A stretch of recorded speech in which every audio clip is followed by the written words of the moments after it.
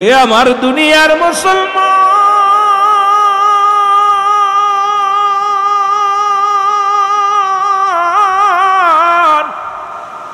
গভীর মনোযোগ দিলের কান্না লাগা শোনাগ। জাহান্নামের গায়ের উপর দিয়া জান্নাতি সেতু, আর ওই সেতুর মধ্যে হুক, কাঁটাযুক্ত হুক লাগানো থাকবে। কাঁটাযুক্ত হুক গুলো যখন বান্দার নেকি বদি কম হয়ে যাবে, এই হুক আসিয়া টানদে টানদে বাইর করে নিচে ফেলে দিবে। বান্দাগুলোর টান দিয়া এইরকম বর্ষির মতো হুক লাগানো আছে জাহান্নামের উপর দিয়া। জাহান্নামের উপরে জান্নাতি সেতুর উপরে ওই রাস্তার উপরে দিয়া বড় বড় হুক লাগানো আছে।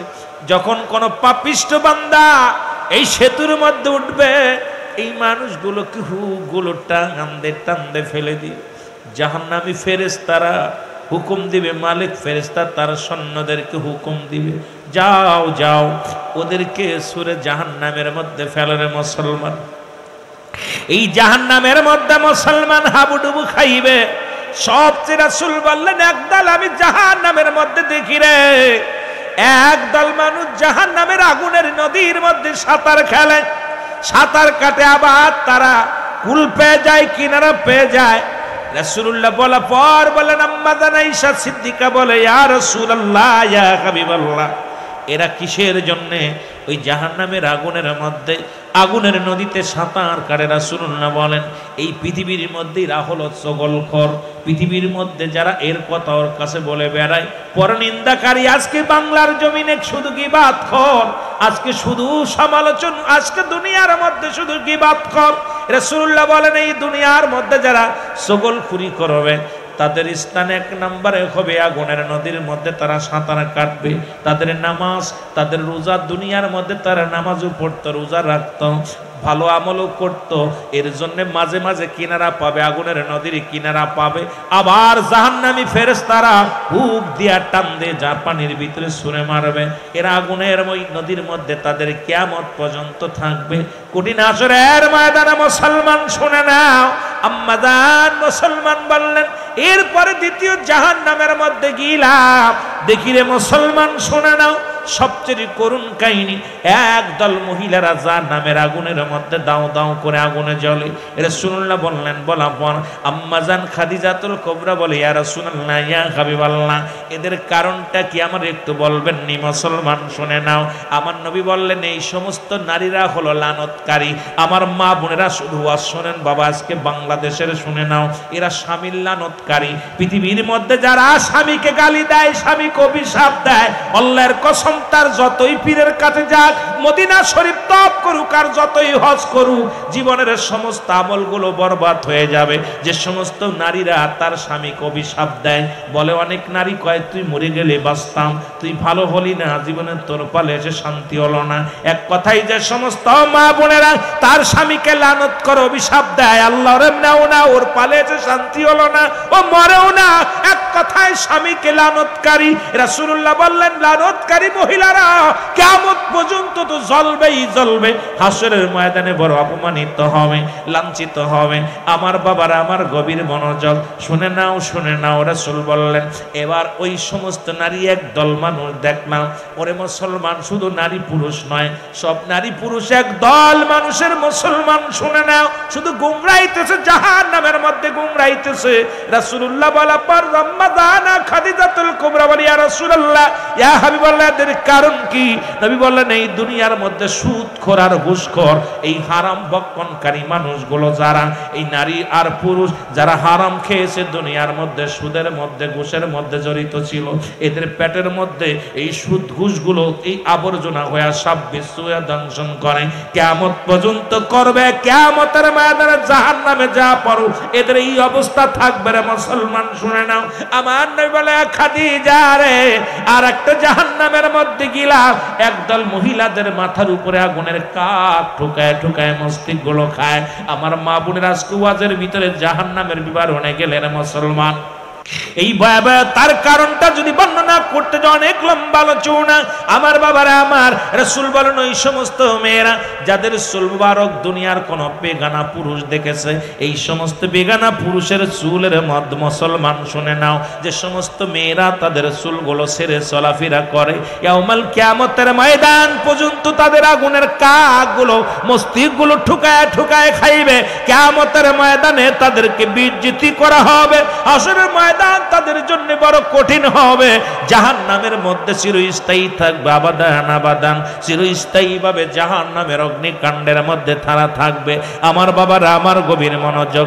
আর একদল যায় দেখবে যে সমস্ত মুসলমান, একদল নারীর, একদল নারী জিব্বাখানা উল্টায় পেরাক মারা রয়েছে পিছনে। বলে ইয়া রাসূলুল্লাহ, ইয়া হাবিবাল্লাহ, এদের কারণ কি? বলে নবী গো, নবী আমারে ডাকতে বলে এই সমস্ত মেয়েদের কথার আওয়াজ বেইবারের বাইরে চলে গেছে। আওয়াজগুলো বাইরে চলে যাওয়ার কারণে এদের জবান আজকে তাদের জিহ্বাটা উল্টা পেরাক লাগানো হয়েছে। আজকে এই ওয়াজ যদি বাংলাদেশে করি, ও যুবক বাবারা শুনে নাও, আগামী কাল আমার ওয়াজ বন্ধ হয়ে যাবে। আজকে টিভির মোসর দিলেই মহিলাদের আওয়াজ, রেডিও মোসর দিলে মহিলাদের আওয়াজ। যত বাংলাদেশ নয়, অল পৃথিবীর মধ্যে নারী শাসিতেও আজকে পৃথিবীতে আমরা যাযাবর হয়ে গেছি। এমন একটা সময় আসবে, নারী যেদিন প্রস্রাব করবে, পুরুষ প্রস্রাব করবে, নারীরা সন্তান ধারণ করবে। ঠিক সেই জামানা ফিরে আমাদের মধ্যে চলে আসছে। আজকে পুরুষ জাতি আমরা দুনিয়ার মধ্যে ঘরের মধ্যে বসে গেছি, নারী ঘরের বাইরে চলে গেছে। রাসূলুল্লাহ বলছে এই সমস্ত নারীদের কথা, যাদের কথা গলার আওয়াজগুলো বাইরের মানুষগুলো শুনেছে রে মুসলমান, এদের জবানটা বন্ধ করার জন্য রব্বে কারীম তার ফেরেশতাদের হুকুম দিবে। মালিক ফেরেশতারা সৈন্য রাশিয়া তাদের জিহ্বাটা উল্টা পিছনে পেরাক লাগায় রাখবে। আমার নবীজি বললেন, খাদিজা রে শোনো, আমি দেখলাম মুসলমান একদল মহিলাদের গায়ের মধ্যে, পুরুষের গায়ের মধ্যে অনেকগুলো সাপ বিচ্ছু তাদের আক্রমণ করে। বলে ইয়া রাসূলুল্লাহ, এর কারণ কি? নবী বললেন, এক জাতীয় পুরুষ, তারা মুসলমান শুনে নাও, তারা রেশমি কাপড় ব্যবহার করত। এক ধর্মের পুরুষ মানুষ, তাদেরকে যেটা হারাম করা হয়েছিল সেই রেশমি কাপড়গুলো তারা পরিধান করত। এই রেশমি কাপড় পরিধান করার কারণে এই সমস্ত পুরুষের গায়ের মধ্যে সাপ মোছায়া রয়েছে। আর এক সমস্ত নারীরা যারা পাতলা কাপড় পরিধান করত, জর্জেট কাপড় পরিধান করত, এই সমস্ত নারীদের গায়ের মধ্যে দিয়া অসংখ্য সাপ, বিষাক্ত সাপ, যে বাঁশের সাপের বিষ মুসলমান একবার সবল দিলে কিয়ামত পর্যন্ত গায়ের যন্ত্রণা থাকবে। এই সমস্ত সাপ বিচ্ছুগুলো ওই কবরের মধ্যেও থাকবে মুসলমান, জাহান্নামের মধ্যে থাকবে। কিয়ামতের ময়দানে এই সমস্ত মানুষগুলো লাঞ্ছিত, অপমানিত, অপদস্থ হবে। আল্লাহ আমাদের দয়া করো, জোরে জোরে চিল্লায় বলা যাবে না আল্লাহু আকবার। এ দুনিয়ার মুসলমান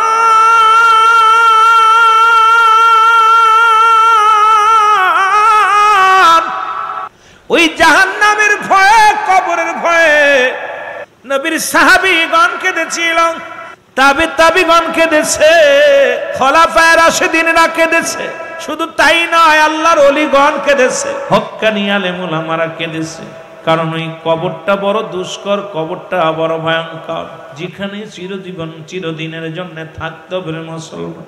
ওই জাহান্নামের মধ্যে সাপ থাকবে, ওই জাহান্নামের মধ্যে বিচ্ছু থাকবে, জাহান্নামের মধ্যে গরম আগুন থাকবে, জাহান্নামের মধ্যে বড় বড় ভয়ঙ্কর জীবজন্তু বড় থাকবে। ও মুসলমান শুনে নাও, জাহান্নাম তেরে আসবে, আপনার দিকে তেরে আসবে না মুসলমান। ওই জাহান্নাম থেকে যদি বাঁচতে হয়, ও মুসলমান শুনে নাও, ওই জাহান্নাম থেকে যদি বাঁচতে হয়, এই দুনিয়ায় আমলের জিন্দেগি বানাইতে হবে, নবীর প্রেমের জিন্দেগি বানাইতে হবে, শরীয়তের তরিকতের, হাকিকতের, মারিফতের জিন্দেগি বানাইতে হবে। এ মুসলমান এমন জীবন গঠন করবে, ইন্তেকালের পরে যেন রব্বি করিমের ফেরেশতা আপনার সঙ্গে ভালো ব্যবহার করতে বাধ্য হয়। একটা হলো ঈমানি আত্মা যদি হয়, ঈমানি আত্মা হলো আজরাইল যখন আপনার জানটা বাইর করতে আসবে, আজরাইল সালাম দিবে আপনাকে, রে মুসলমান আসসালামু আলাইকুম। ও মুসলমান শুনে নাও, সালাম দিবে হাকিম চৌধুরী, আসসালামু আলাইকুম। বলবে তুমি কে গো? কয় ওয়ালাইকুম আসসালাম, তুমি কে গো? আজরাইল বলবে ও হাকিম ভাই শোনো শোনো, আমি আজরাইল আল্লাহর ফেরেশতা। পৃথিবীর মধ্যে মুসলমান ভালো করে দিলের কান্না লাগা শুনে নাও। আমি আজরাইল। বলে তুমি কেন আসছো? বলে আব্দুল হাকিম রে, আপনাকে আসরের নামাজের পরে বিদায় নিতে হবে। আব্দুল হাকিম বলবে আমি আসরের পরে যাব, আমার পরিবার পরিজন গুলো দেখবো। ইমানদারের কত পাওয়ার আমি বলেছি।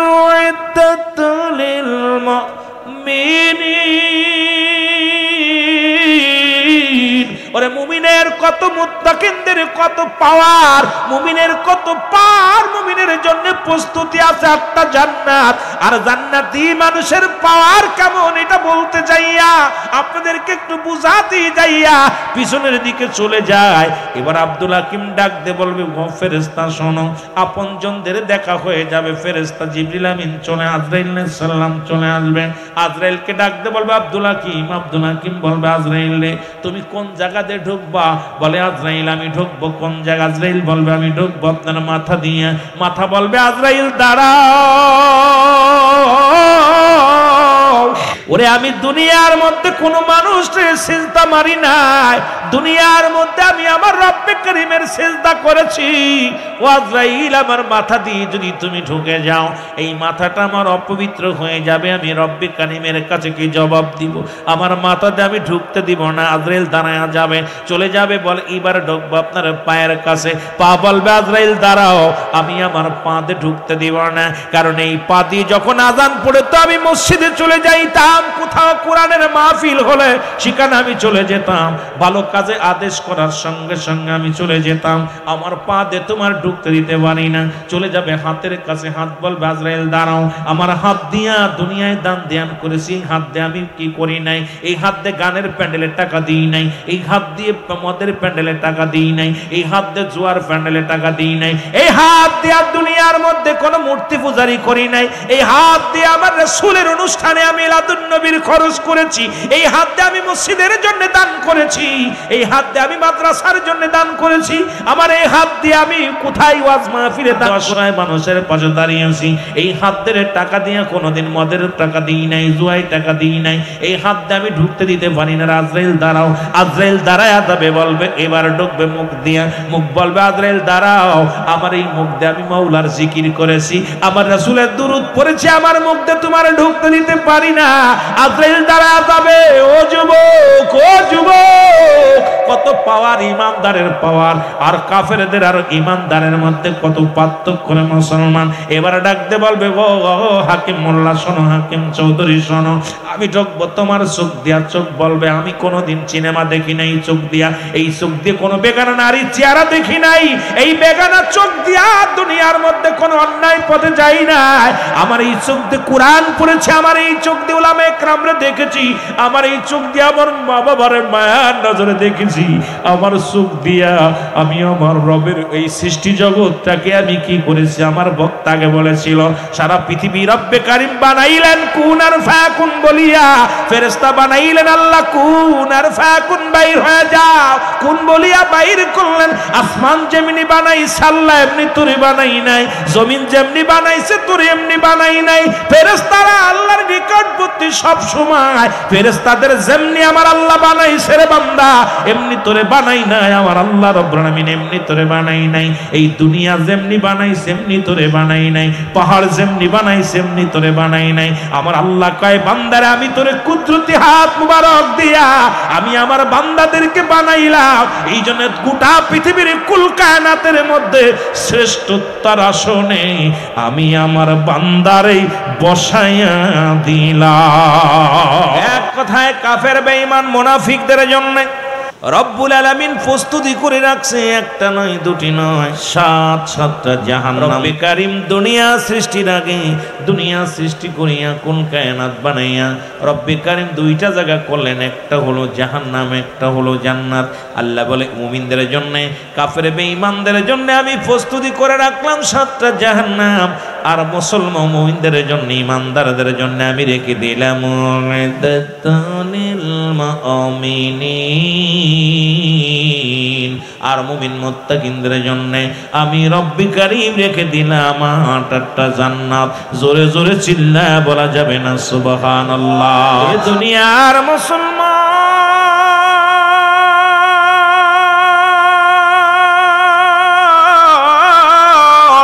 পৃথিবীর মধ্যে আসার একটা সিরিয়াল আছে, যার কোনো সিরিয়াল নাই।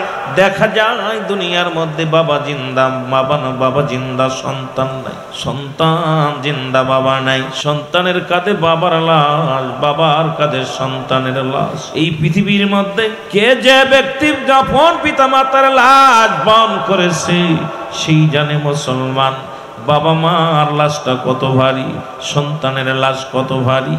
এই পৃথিবীর মধ্যে আসার একটা সিরিয়াল আছে, যার কোনো সিরিয়াল নাই।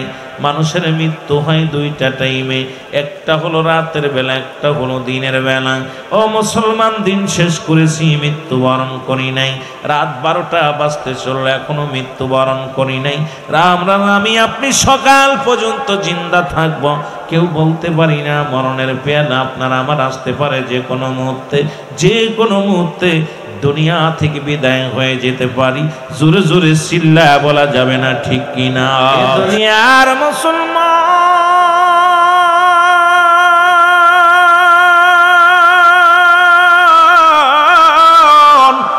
এ জীবন জীবন নয়, এমন একটা জীবন আসবে যে দেশে গেলে মানুষের বিচার হয়, যে দেশে গেলে মানুষের হিসাব হয়, যে দেশে গেলে মানুষ আর কোনোদিন ফিরে আসে না।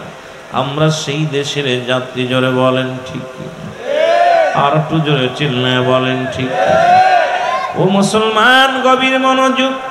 যেহেতু সব কিছু থুইয়া, সব কিছু ফেলে থুইয়া আপনি চলে যাব, রব্বুল আলামিন ডাকতে বলেন কুল্লু মান আলাইহা ফান। আল্লাহ কয় বান্দারে, এই পৃথিবীর মধ্যে যা কিছু আছে আমি চূর্ণ বিচ্ছিন্ন করে দিব।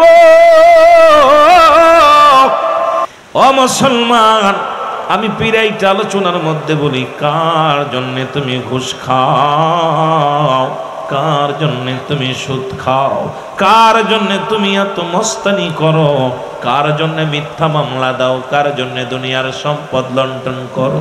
রব্বে কারীম ডাক দি বলে, বান্দা এই পৃথিবীর মধ্যে যা কিছু আছে সব চূর্ণ বিচ্ছিন্ন হয়ে যাবে। এই পৃথিবীর মধ্যে যা কিছু আছে সব কিছু চূর্ণ বিচ্ছিন্ন হয়ে যাবে। এই জমিনটা পুরো তামা বানায়া দিবে আমার আল্লাহ। এই জমিনের মধ্যে যত পানি আছে, যে আকাশ থেকে পানি আছে, এই পানিগুলো আমার আল্লাহ পুরায়া ছাই বানায়া দিবে। যেদিন কিচ্ছু বলতে কিচ্ছু থাকবে না, সেদিন থাকবে শুধু আমার আল্লাহ। ও মুসলমান শুনে নাও, সেদিন থাকবে আমার রব্বে কারীম, আমার আল্লাহ। আল্লাহ কয় বান্দারে, সেদিন থাকবে আমি আমার রাসূলুল্লাহর ভালোবাসা নিয়ে। সেই নবীজির প্রেম ভালোবাসা দরকার আছে কিনা? আর একটু জোরে জোরে চিল্লায় বলা যাবে না আল্লাহু আকবার। এ দুনিয়ার মুসলমান,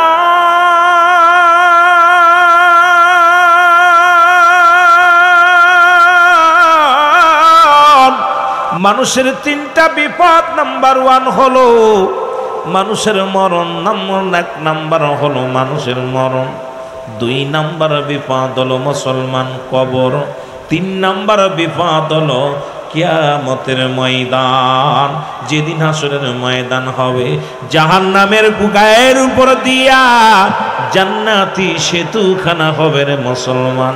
এই সেতুখানায় এমনও হবে, তোর মুসলমান দিলের কান্ডা লাগা শোনো। ও দুনিয়ার মুসলমান, দিলের কান্ডা লাগা শোনো। ওই হাসরের ময়দানে রব্বি কারীম যেদিন বিচারের কাঠগড়ায় দাঁড় করে দিবে রে, এই মানুষগুলোরে পার হওয়ার হাসরের ময়দান পার হবে। জাহান্নামের উপর দিয়ে হাসমস জান্নাতি সেতু থাকবে। এই সেতুখানা পার হইয়া জান্নাতে চলে যাবে। এই সেতুখানা বা কোন কিতাবের মধ্যে আছে মুসলমান 3000 বছর, মুসলমান 3000 বছর লাগবে এই সেতুটা পার হওয়ার জন্যে। 1 বছর লাগবে সেতুর মধ্যে উঠতে, 1 বছর পার হয়ে করতে, আর 1 বছর লাগবে নামতে। মুসলমান এই 3000 বছর, 1000 বছর লাগবে শুধু উঠতে, 2 সিঁড়ি বাইয়া উঠতে। 2000 বছর মুসলমান ওকে অতিক্রম করার জন্য 3000 বছর লাগবে নামতে। এই জাহান্নামের উপরে দিয়া সেতুখানা পার হইয়া আল্লাহর জান্নাতে যেতে হবে। জোরে বলো মারহাবা। এই সেতুখানা পার হবে মুসলমান এত ধারালো থাকবে, তরবারির মতো মুসলমান ধারালো চিকুন হবে চুলের ন্যায়। এর মধ্যে আমার বাবারা রাস্তা দিয়ে হাঁটতে গেলে চিলিপিং করে হাত পা ভেঙে যায়, রাস্তা দিয়ে চলতে পারি না। আর কিয়ামতের ময়দানে, হাসরের ময়দানে যেদিন রব্বি কারীম আপনাকে আমাকে পারের জন্য বলবে, সেদিন কেমনে পার হব আমি আপনি? ওই ফুলসিরাত দেখিয়া বান্দা কানবে, জরজার করে চোখের পানি ছেড়ে দিবে। রব্বি কারীম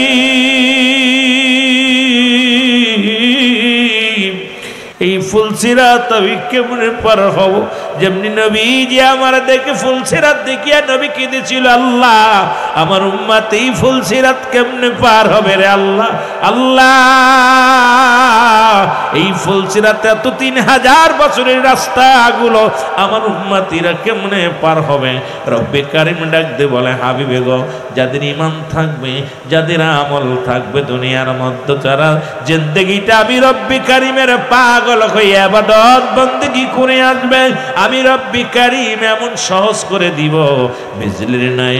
এই ফুলসিরাত সেকেন্ডের মধ্যে, মিনিটের মধ্যে পার হয়ে যাবে। জোরে জোরে চিল্লায় বলা যাবে না আল্লাহু আকবার। এ আমার ভাইরা, আমার বন্ধুরা, আমার এই জাহান্নামের বিবরণ দিয়েছিলেন রাহমাতুল লিল আলামিন। যেদিন কোথায় গেলেন রব্বি কারীম? যেদিন মিরাজের রজনীতে জান্নাত জাহান্নামগুলো দেখে আসলেন, সাতটা জমিটা ঘুরে ঘুরে দেখলেন। আমার মুসলমান, আমার গভীর মনোযোগ, 7টা জাহান্নাম, একটার পরে আর একটা, একটার পরে আর একটা, এইরকম 7তলা জমিনটারে মুসলমান শুনে নাও। একটার মধ্যে গেলে প্রথমটার মধ্যে যারা যাবে, 20 তলার মধ্যে যাবে যারা, তারা চিৎকার মারবে। কার? 2য় তলার মধ্যে যখন আসবে তখন তারা চিন্তা করবে, আল্লাহ এখানেই বুঝি শান্তি, এখানেই বুঝি জান্নাত।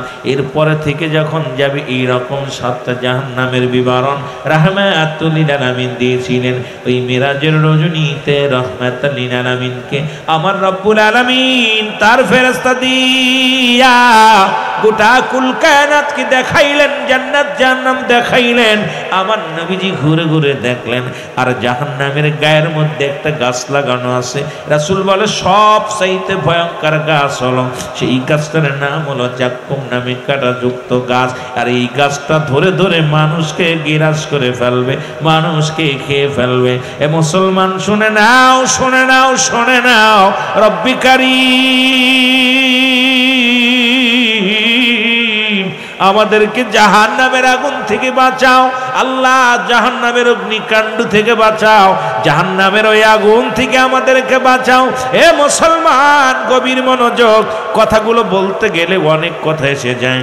রাসূল আকরাম সাল্লাল্লাহু আলাইহি ওয়াসাল্লাম, মুসলমান শুনে নাও, ওরে আদম আলাইহিস সালাম থেকে একটা কথা আমার মনে পড়ে গেল। কথাটা আমার, আদম নবী বসে আছে, আদম আলাইহিস সালামের নাতি মাছ আসলেন বা খাবার আসলেন পাক করে খাওয়ার জন্য। এমন সময় কাঁচা খাওয়ার মতো নয়, আদম আলাইহিস সালাম দাবি করলেন, আল্লাহ তুমি আমার একটু আগুনের ব্যবস্থা করে দাও। সঙ্গে সঙ্গে আগুন আসলেন। এই আগুনটা যে পাতিলের মধ্যে রাখলেন, পাতিলটা পুড়িয়ে এবারে মুসলমান আগুনটা জাহান্নামে চলে গেলেন। একবার নয়, দুবার নয়, 7 বার জাহান্নামে চলে গেলেন। এবার মুসলমান জিগাইলেন জিবরিল আমিনের কাছে, জিবরিল আমিন রে, ওই আগুনখানা কোথায় গেল? বলে, আল্লাহর নবী আদম শোনেন গো, ওই আদম জাতির জন্য রব্বুল কারীম যে জাহান্নাম বানাইছে, সেই জাহান্নামের এত আগুনের এত তাপ, এই আগুনের কুণ্ডিগুলো, আগুনের টুকরাগুলো পৃথিবীর মধ্যে কোনো পাতিলে ধারণ করতে পারবে না। এই পাতিলগুলো পুড়িয়া পুড়িয়া জাহান্নামে চলে যাবে রে মুসলমান। এই আগুনের মধ্যে হবে জাহান্নামীদের ঠিকানা। আল্লাহ রাব্বুল আলামিন ওই জাহান্নাম থেকে আমাদের বাঁচাও, রক্ষা করো। জোরে জোরে চিল্লায় বলা যাবে না আল্লাহু আকবার। এ দুনিয়ার মুসলমান গভীর মনোযোগ, যে কথাগুলো বলতেছিলাম 1 নাম্বার হলো মানুষের মরণ। দুই নাম্বার হলো মুসলমান, দুই নাম্বার হলো কবর, তিন নাম্বার হলো কিয়ামতের ময়দান। এখন আল্লাহ দুনিয়ার মধ্যে আমি আপনি আপনাকে বোঝানোর জন্য কিছু কথা বলতে হবে। আল্লাহ রাত শুরু করেছে নামাজ দেয়া, দিনও শুরু করেছে নামাজ দেয়া। এই নামাজের গুরুত্ব আমাদের সুন্নি ভাইদের মধ্যে একেবারেই নাই। জাহান্নাম থেকে বাঁচতে হলে রে মুসলমান শুনে নাও, এক নম্বরে জাহান্নামে যাবে কারা? আল্লাহর সঙ্গে শিরিককারী। দুই নম্বরে জাহান্নামে যাবে কারা? বেনামাজি। মুসলমান শুনে নাও, শুনে নাও এরে মুসলমান, ওই কিয়ামতের ময়দানে 7টা প্রশ্নের জবাব দিতে হবে। এই জবাবগুলো আমি আপনাদের কাছে আস্তে আস্তে আলোচনায় যাব, ধীরে ধীরে আলোচনায় যাব। এই 7টা জবাব দেওয়া পর আপনার জান্নাত বা জাহান্নামে যাবেন রে মুসলমান। তবে জাহান্নামের ভিতরে নিক্ষেপ করা হবে। এক নাম্বার মুসলমান, এক নাম্বার হলো রব্বুল আলামিনের সঙ্গে যারা শিরিক করবে, এই শিরিকই করবে রব্বে কারিমের সঙ্গে, এরা জাহান্নামে চলে যাবে। দুই নাম্বার বেনামাজি, তোমার নামাজটা মুসলমান নামাজের জন্য জাহান্নামে যাবে। তিন নাম্বারে রোজার জন্য জাহান্নামে যাবে। তিন নাম্বারে মুসলমান, চার নাম্বারে যাকাতের জন্য জাহান্নামে যাবে।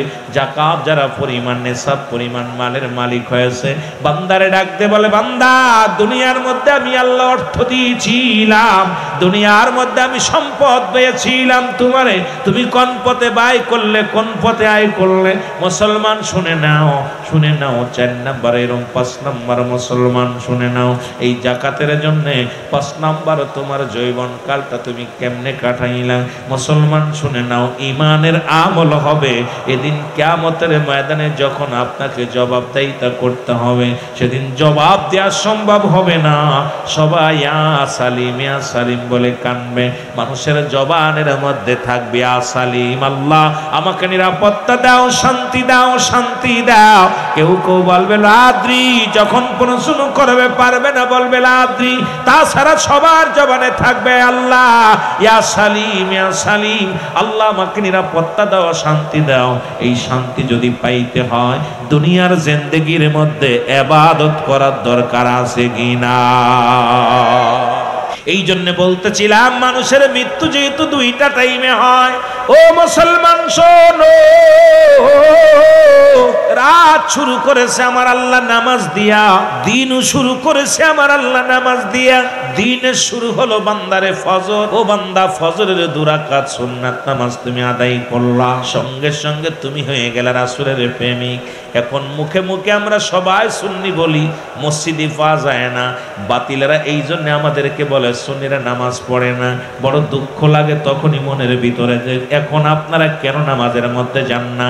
আমার বাবারা আমার শুনে নেন, সমস্ত খারাপ কাজ থেকে বাঁচায় নামাজ, ঠিক কিনা? সমস্ত খারাপ কাজ থেকে বাঁচায় নামাজ। অথচ আমরা নামাজের প্রতি গুরুত্ব কম, দাড়ির প্রতি গুরুত্ব কম। রাসূলকে ভালোবাসি, কথাগুলো বলতে গেলে অনেকের কলিজার মধ্যে লাগবে, কষ্ট লাগবে।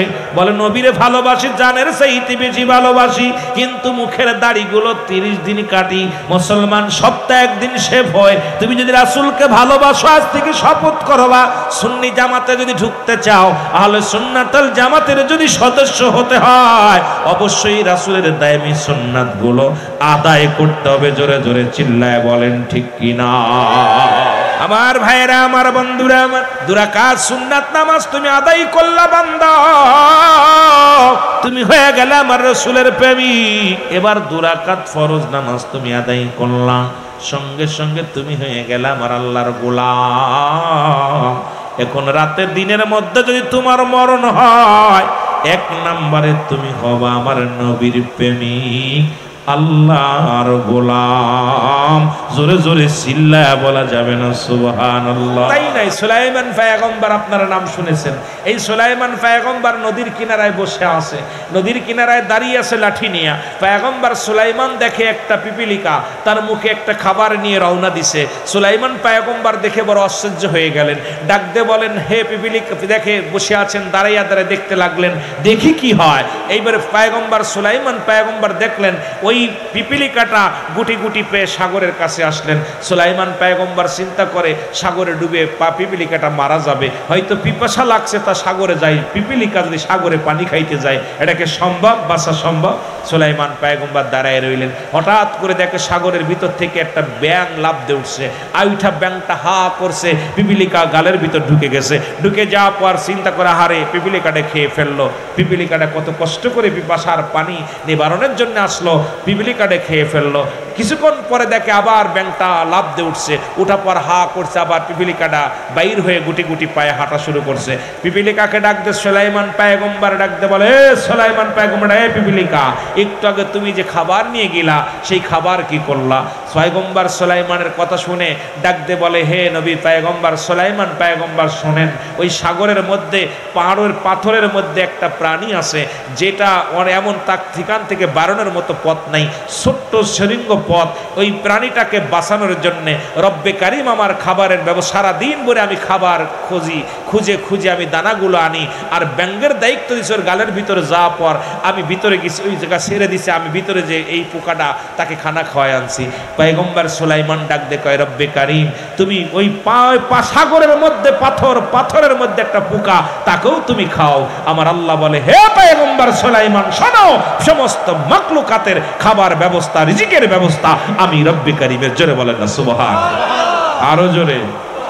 আরে সুদখোর ঘুষখোর, এই দুনিয়ার মধ্যে রব্বে কারিম খাওয়ায়, এই ঈমান যাদের নাই এরা খায় সুদ, এই ঈমান যাদের নাই তারা খায় ঘুষ, এই ঈমান যাদের নাই তারা করে জিনা ব্যভিচার, এই ঈমান যাদের নাই তারা সারে নামাজ, এই ঈমান যাদের নাই তারা করে অন্যায়, এই ঈমান যাদের নাই তারা করে দুর্নীতি, এই ঈমান যাদের নাই তারা করে ঠকবাজি। জোরে বলেন ঠিক কিনা?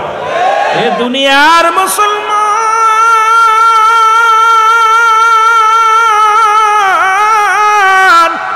ফজরের নামাজ যেহেতু যখন ছেড়ে দিলার বান্দা, তুমি আল্লাহর গোলাম হইতে পারলে না, নবীর উম্মত হইতে পারলা না। দিনের মধ্যে যদি তোমার মরণ হয়ে যায়, তোমার মরণটা হবে কি উপায় হবে? না পাইলা নবীর ভালোবাসা, না পাইলা আল্লাহর গোলামিত্ব। ও মুসলমান, তুমি হইয়া গেলে কি মুসলমান শুনে নাও, এখন মানুষের হয় রাতে মৃত্যু, না হয় দিনে। এখন দিনের শুরু হলো, চলে গেল রাতের শুরু হলো মাগরিব। মাগরিবের 3 রাকাত ফরজ নামাজ তুমি আদায় করলা। আল্লাহ কয়, বান্দারে যখন তুমি 3 রাকাত ফরজ নামাজ আদায় করলা, সঙ্গে সঙ্গে আমি আল্লাহর গোলাম হয়ে গেলাম। এবার 2 রাকাত সুন্নাত নামাজ তুমি আদায় করলা, সঙ্গে সঙ্গে তুমি হয়ে গেলা নবীর প্রেমিক। এখন মাগরিবের নামাজ যারা পড়লাম না, যতই নবী নবী বলে পাগলামি করে, নবী কয়, বে নামাজি রে, তোরা আমারে কেমনে ভালোবাসিস? আমি নামাজের জন্য কষ্ট করলাম, নামাজের জন্য মেহনত করলাম। 1 ওয়াক্ত নামাজ যদি কাজা যায় 80 খুতবা পরিমাণ জাহান্নাম, যার 1 খুতবা পরিমাণ হলো 2,88,00,000 বছর জাহান্নাম। এখন আপনার জীবন থেকে কত নামাজ চলে গেল? আপনি সুন্নি বলে দাবি করেন, আমার নবী কয় আমি ওরে চিনব না। জোরে বলেন ঠিক কিনা? আমার মুসলমান বাবারা গভীর মনোযোগ। তবে একদল মানুষ মুসলমান শুনে নাও, 2টা দল, একটা হলো হুসাইনি, একটা হলো এজিদি। এজিদি শিবিরে আযান হয়েছে, নামাজ হয়েছে। হুসাইনকে হত্যা করিয়া তারপরে আযান হলো, আযানের পরে নামাজ হলো, জামাতে নামাজ হলো। হুসাইন শিবিরে, হুসাইন হত্যার পরেও শিবিরে আযান হলো, যারা পুরুষেরা জিন্দা ছিল সেখানেও আযান হলো, নামাজ হলো। সুতরাং বাতিলদের কাতারেও নামাজ হয়, সুন্নিদের কাতারেও নামাজ হয়। সুন্নিরা নামাজ পড়ে আল্লাহ রাসূলকে সন্তুষ্ট করার জন্য, বাতিলরা নামাজ পড়ে শরিয়াতে মানুষে দেখানোর জন্য। জোরে জোরে বলেন ঠিক কিনা? আল্লাহ বলে, মিনান নাসি মান ইয়াকুলু আমান্না বিল্লাহি ওয়া বিল ইয়াউমিল আখির وباليوم الآخر وما هم بمؤمنين।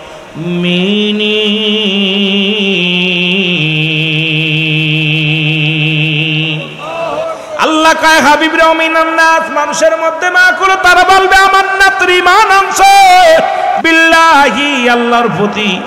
মানুষের মধ্যে বেঈমান আছে, মুনাফিক আছে। কথা বলেন আছে কিনা? আরো জোরে বলেন আছে কিনা? আমার ভাইরা, আমার বন্ধুরা, আমার গভীর মনোযোগ। এই জন্য আল্লাহ রাব্বুল আলামিন নাস বলে সমাধান করেন। আমার আল্লাহ কমিনান নাস, মানুষের মধ্যে মায়াকুল, তারা বলবে আমার নাতের ঈমান আনছে, বিল্লাহি আল্লাহর প্রতি, অবিল ইয়াউমিল আখির, কিয়ামতের প্রতি বিশ্বাস স্থাপন করেছে। ওমা হুম বিমুমিনিন,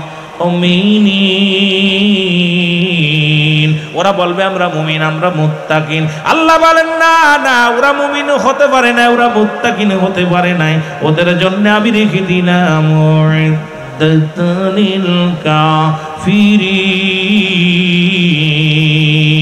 জোরে জোরে চিল্লা বলা যাবে না আল্লাহু আকবার। এ দুনিয়ার মুসলমান,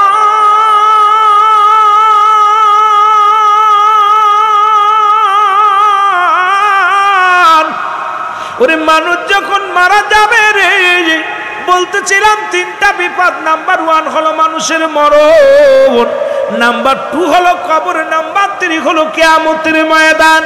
বান্দা বান্দি যখন মারা যাবে, এর কবরে যখন রেখে দিবে, অনেক লম্বা আলোচনা, আমি অত আগাইতে পারবো না। বাবারা আমার রেখে দিবে, সঙ্গে সঙ্গে ওই কবরে একজন ফেরেশতা আসবে, নাম তার নোমান ফেরেশতা। এই নোমান ফেরেশতা যখন বান্দা তোমারে ডাক দিয়ে উঠাইবে, বান্দা দুইটা বিষয় দেখাইবে রে বান্দা, জাহান্নাম তোমার জান্নাতে যাবি। এ মুসলমান, জিন্দেগি ভরে তুমি যত আমল করেছিলা সবগুলো তোমার দেখাইবে রে বান্দা, দেখে বড় খুশি হয়ে যাবে। এবার বান্দারা তোমার হাত তার হাত থেকে বাঁচবে কেমনে করে? আবার তোমারে যখন তুমি দুনিয়ার মধ্যে অন্যায় করেছিলে, বেনামাজি ছিলে, তুমি অন্যায় পথে জীবন যাপন করেছিলে, বান্দা সব কিছু তোমারে দেখাইবে। বান্দা বলবে না না না, আমি অন্যায় করি না, আমি জুলুম করি নাই, আমি ঘুষ খাই নাই, নামাজ ছাড়ি নাই, অন্যায় করি নাই। এর নোমান ফেরেশতা ডাক দিয়ে বলবে, বান্দা অমুক তারিখে তুমি অমুক কাজ করেছিল, অমুক জায়গা অমুক অন্যায় করেছিলা, সামনে তোমার আয়নার মতো হয়ে যাবে রে। এ মুসলমান শুনে নাও, এই কবর জিন্দেগির মধ্যে দ্বিতীয় বিপদ হলো কবর। এই কবরের জিন্দেগি ঢুকার পরে বিপদ শুরু হয়ে যাবে। নোমান ফেরেশতা ডাক দিয়ে বলে, বান্দারে তুমি যাও, ওই জান্নাতি বান্দা হলে বান্দা তোমার জন্য জান্নাত অপেক্ষা করে, 8টা জান্নাতের দরজা খোলা থাকবে।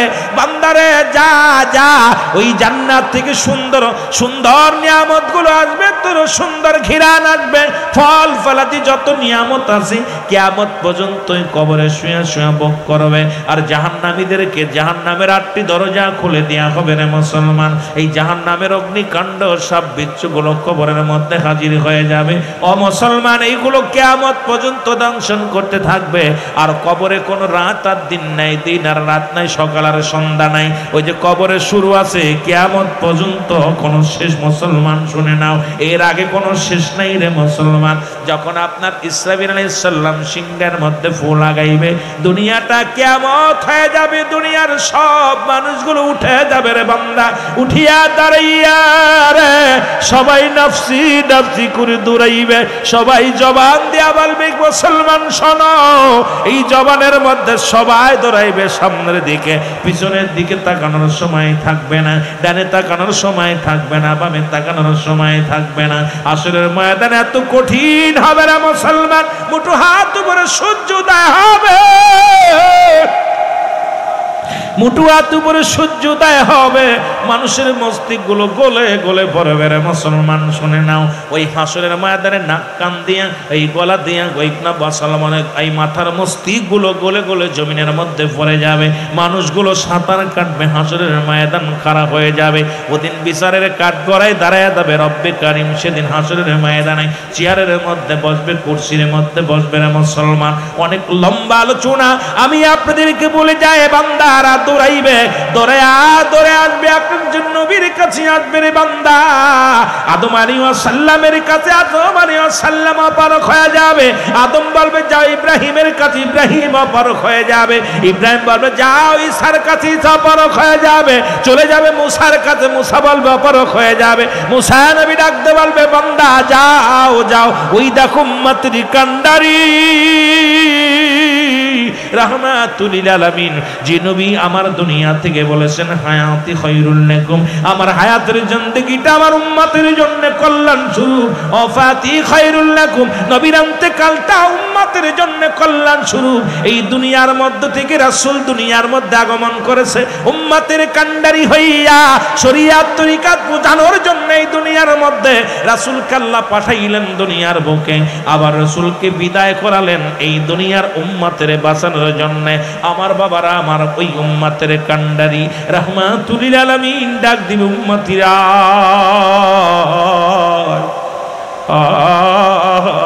উম্মতিরা আমার নবীরে যারা চিনবে ওই হাসরের ময়দানে তারাও বিপদ থেকে বেঁচে যাবে। জোরে জোরে চিল্লায় বলা যাবেন আল্লাহু আকবার, আর একটু জোরে জোরে চিল্লায় বলা যাবেন আল্লাহু আকবার। আমার ভাইরা, আমার বন্ধুরা, আমার গভীর মনোযোগ, আয়েশা সিদ্দিকা বলেন, ডাক দিয়ে বলেন, দুনিয়ার মানুষে আমি রাসূলের কাছ থেকে জাহান্নামের বিবরণগুলো শুনেছি। আমার নবী বলেছি জাহান্নামের কি ভয়াবহ তার কথা বিবরণ করতে যায় আমার নবী চোখের পানিগুলো ছেড়ে ছেড়ে কেঁদেছে। আম্মা জান খাদিজাতুল কুবরা বলেন, দুনিয়ার মানুষ শোনো, আমিও রাসূলের কাছ থেকে জাহান্নামের বিবরণ শুনেছি, জান্নাতের বিবরণগুলো শুনেছি। আমার নবী জাহান্নামের বিবরণ দিতে যায়, নবী চোখ দিয়া অজর জরে চোখের পানিগুলো ঝর ঝর করে ছেড়ে দিচ্ছে, কারণ উম্মতের কান্ডারি রে মায়ার নবীজি। আম্মা জান আয়েশা বলে, আমার নবীজি জাহান্নামের বর্ণনা দিতে যাইয়া আমার নবীজি চোখের পানি ধরে রাখতে পারে নাই। রাসূলুল্লাহ চোখের পানিগুলো অঝার ঝরে ঝরতেছিল। আমি রাসূলকে বলতেছিলাম, ইয়া রাসূলুল্লাহ, ইয়া হাবিবাল্লাহ, আপনার চোখে কেন পানি, আপনি কেন এত কান্নাকাটি করেন? আমার নবীর ডাক দিয়ে বলেন, আয়েশা, খাদিজা শোনো, আমার রব্বে কারীম জাহান্নাম দেখাইলো, ওই জাহান্নামে আমার উম্মতিদের ওই দৃশ্য দেখিয়া আমি নবী সইতে পারি নাই। আমি সারা জীবন উম্মতের কান্ডারি হয়ে কানলাম। ওই জাহান্নামের অগ্নিকাণ্ডে আমার উম্মতেরা হাবুডুবু খাইবে, ওই জাহান্নামের আগুনে পুড়ে পুড়ে ছাই হয়ে যাবে। মুসলমান, গভীর মনোযোগ, এই নবীজি বিবরণ দিচ্ছে জাহান্নামের, জোরে জোরে চিল্লায়া বলা যাবেন আল্লাহু আকবার। যুবক বন্ধুরা শোনো, রব্বে কারীম কত ভালোবেসে, একটু আগে বললাম হাবিবকে কেন পাঠাই, নবী বললাম মায়াতি খায়রুল লাকুম। মজার একটা বিষয়, নবী বলেন হায়াতি খায়রুল লাকুম, আমার হায়াতের জিন্দেগিটা আমার উম্মতের জন্য কল্যাণ স্বরূপ। সুবহানাল্লাহ বলেন, আর একটু জোরে বলেন না। শরিয়াত, তরিকত, হাকিকত, মারেফাত, বান্দা কেমনে, উম্মত কেমনে ঘর করবে, উম্মত কেমনে স্বামী স্ত্রী থাকবো, উম্মত কেমনে জীবন যাপন করবে, উম্মত কেমনে সংসার জীবন করব, উম্মত কেমনে ব্যবসা করব, উম্মত কেমনে কি করবে, এটা শিখানোর জন্য রব্বে কারীম আমার উম্মতের মাঝে পাঠাইছে। সুবহানাল্লাহ কইতেন আরো জোরে, বাতিলেরা হন। নবীজি কয় হায়াতি খায়রুল লাকুম, আমার হায়াতের জিন্দেগিটা উম্মতের জন্য কি, কথা বলেন না, উম্মতের জন্য রহমত। সুবহানাল্লাহ বলেন না। আবার আল্লাহর নবীজি বলতেছেন ওফাতি খায়রুল লাকুম, আমার ওফাতটাও, মামায়াতি খায়রুল লাকুম, আমার নবীকে আমার ওফাতটাও আমার উম্মতের জন্য কল্যাণ স্বরূপ। কারণ কোন উম্মত যদি গুনাহের কাজ করে, আমি নবী সঙ্গে সঙ্গে, আমি নবী সর্বপ্রথম যদি কোনো বান্দা ভালো কাজ করে, তা আমি আল্লাহর কাছে প্রশংসা করি, আল্লাহ অমুক গ্রামে হাকিম চৌধুরী সাহেব ভালো কাজ করছে, নামাজ পড়ছে, রোজা রাখছে, কোরআন পড়ছে, আল্লাহ তার জন্য প্রশংসা করে নবীজি। ছেলে ভালো রেজাল্ট করলে বাবাই প্রশংসা করে, ক্লাসের প্রধান শিক্ষক প্রশংসা করে, গ্রামবাসী প্রশংসা করে, ছেলেটা লেখাপড়া করছে, এ প্লাস পাইছে, ছেলেটা ভালো ছিল, সবাই প্রশংসা করে। জোরে কোন ঠিক কিনা? রাসূলুল্লাহ ঠিক যখন কোনো উম্মত ভালো কর্ম করে, ভালো কাজ করে, রাসূলুল্লাহ প্রশংসা করে, আল্লাহ আমার অমুক বান্দা, আমার অনেক বান্দি কত সুন্দর কাজ করেছে, আমার নবী প্রশংসা করে। আবার কোন উম্মত যদি গুনাহের কাজ করে, রাসূল বলে আমি সঙ্গে সঙ্গে আমার রব্বে কারীমের কাছে ইস্তেগফার করি, আল্লাহ আমার অমুক বান্দা গুনাহ করেছে, তুমি তারে মাফ করে দাও। এই অদমের দলেরা হন, আমরা কেন নবী নবী কইরা ফালাফালি করি, কেন নবীর জন্য কান্দি? আসল হাকিকতটা হন বাবা, আমার নবী কয় উম্মতের জন্য জন্য আমি তওবা করি, ইস্তেগফার করি, আল্লাহর কাছে মাফ চাই। বাবারে আমার ছেলে যদি অন্যায় করে বাবাই মাফ চায়, গ্রামবাসী যদি বাবাই না পারে গ্রামের কোনো ছেলে অন্যায় করলে মেম্বার চেয়ারম্যান যে মাফ চায়, ভাই আমার ছেলেটা অন্যায় করছে মাফ করে দাও। আমার বাবারা এমন নবীর উম্মত হইলাম, ভুল করি আমরা, মাফ চাই আমার নবী, সেই নবীর পক্ষে থাকার দরকার আছে কিনা? এই জন্য আমরা এই নবীর পক্ষে থাকি, জোরে বলেন ঠিক কিনা? কেন আমরা নবী নবী কয়া ফালাফালি করি? এটার হাকিকতটা বুঝলে তোরাও ফালাইতি। কারণ যে নবী আমার কান্ডারি, আমার একমাত্র বিপদের দরদি বন্ধু, নবী লাগবে কবরে, নবী লাগবে হাসরে, নবী লাগবে ফুলসিরাতে, নবী লাগবে ইয়াউমুল কিয়ামতের ময়দানে। নবী বিনে কোনো বান্ধব নাই, নবী বিনে কোনো দরদি নাই, নবী বিনে কোনো উপায় নাই। সেই নবীজির ভালোবাসা যার অন্তরে যতটুক, তার ঈমান বলতে ততটুক। নবীর প্রেম ভালোবাসা যার অন্তরে নাই, তার ঈমান বলতে কিচ্ছু নাই, সরাসর বেঈমান। জোরে বলেন ঠিক কিনা? এই কথা বলতেছিলাম দাদু ভাইয়েরা আমার, শুনে নেন। ওই কিয়ামতের ময়দানে 3 দল লোক হাজির হয়ে যাবে। সর্বশেষ এই কথাটা 2-4 মিনিট কথা বলে শেষ করব। রাত 1:30 বাজতে চললো, আর আগাবো না। বাবারা আমার, মা ফাতেমা তো জরা, যেহেতু মহরম মাস, সেই জন্য আমি হাসরের ময়দান থেকে, জাহান্নাম থেকে একটু এদিকে চলে আসি।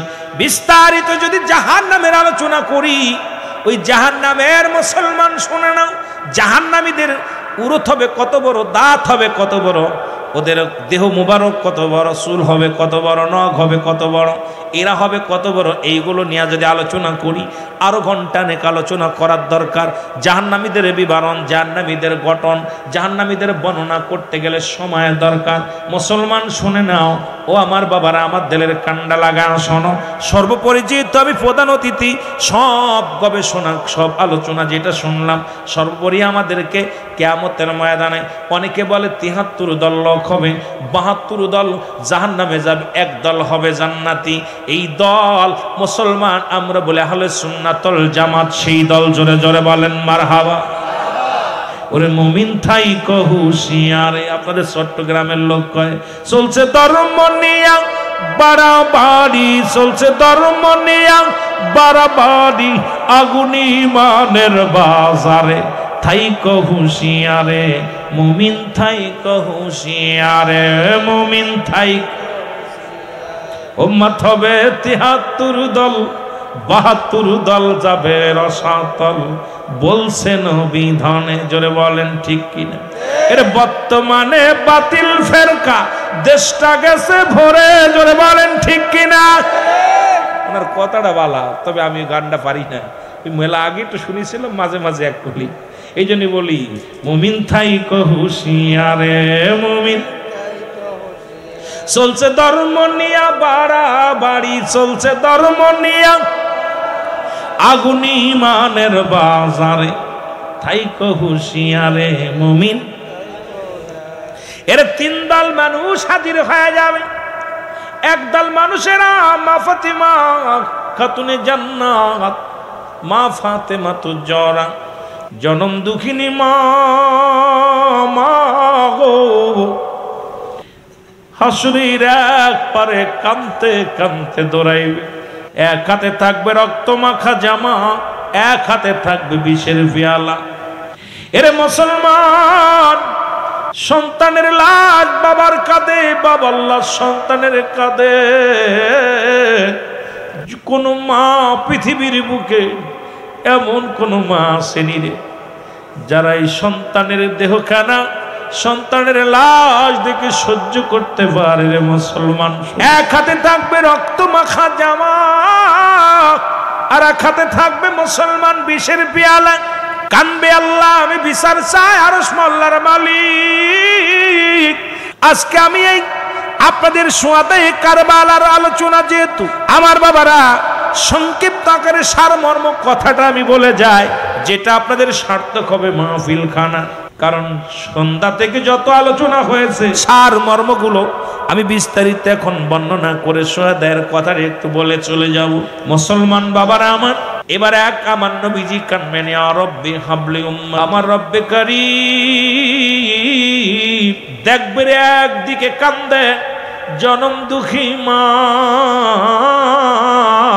1 হাতে তার বিষের পেয়ালা, 1 হাতে তার রক্ত মাখা জামা। এদিকে আর এক পারে কান্দে রহমতের নবী রাহমাতাল লিল আলামিন। রব্বি কারীম ডাক দে বলবে হাবিব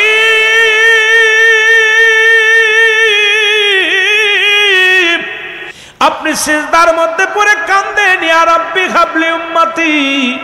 সমস্ত নবীদেরকে আমি পার্সোনাল এক একটা নিয়ামত দান করেছিলাম, আপনাকেও দিয়েছিলাম, আপনি নেন নাই। যখন আপনাকে আমি দিদার দিলাম, মিরাজ দিলাম, পর্দা সারা এরকম বসেছিলাম। নবী গো আপনাকে আমি বারবার বলেছিলাম ইয়া রাসূলুল্লাহ ইয়া হাবিবাল্লাহ, নবী গো ও বন্ধু একটু চান আমার কাছে, আপনি কি চান? যা চাবেন আমি তাই দিব। হাঁকা যা অনেক, কম দিব না, এত পরিমাণ দিব নবী গো, পরিপূর্ণ করে দিব, কম দিব না, অনেক দিব। নবী গো আপনি তিনবার গো হাবিব, পৃথিবীর মধ্যে কোন নবীর আমি বন্ধু বলে ডাকি নাই, একমাত্র আপনাকে আমি বন্ধু বলে ডাক দিছি রে আমার। ও আমার হাবিব, ও আমার বন্ধু, শোনেন আজকে আপনি যা চাইবেন আমি তাই দিব। রব্বে কারীম আপনাকে ভালোবাসি আমার বন্ধুর ইজ্জতের খাতিরে, কারণ আমি রব্বে কারীম মুসা নবীর লাগে দেখা হলো রে, দেখা দিছি পর্দার মধ্যে থাকিয়া। যত নবীর সঙ্গে দেখা হলো, আলাপ হলো, সব নবীর সঙ্গে দেখা হয়েছে, পর্দায় কথা হয়েছে। আপনার সঙ্গে কোনো পর্দা নাই, আপনার সঙ্গে কথা বলা